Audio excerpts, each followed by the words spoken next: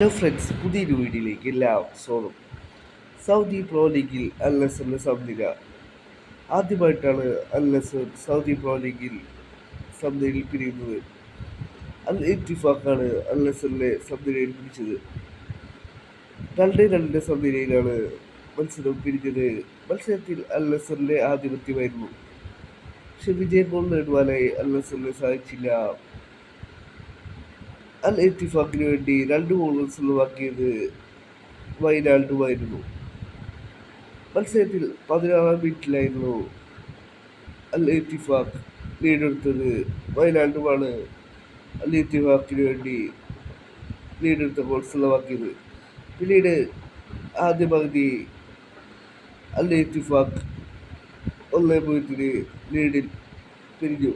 Second ഹാഫിലാണ് അൽ നസറിന്റെ ആദ്യ goal വന്നത്. അൽ നസറിന് വേണ്ടി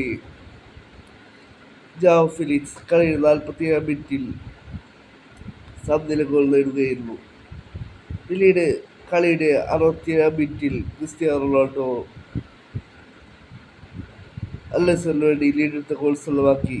കളിയുടെ 80-ാം മിനിറ്റിൽ വൈനാൾഡും അൽ ഇത്തിഫാഖിന്റെ സമനില ഗോൾ സ്വന്തമാക്കി.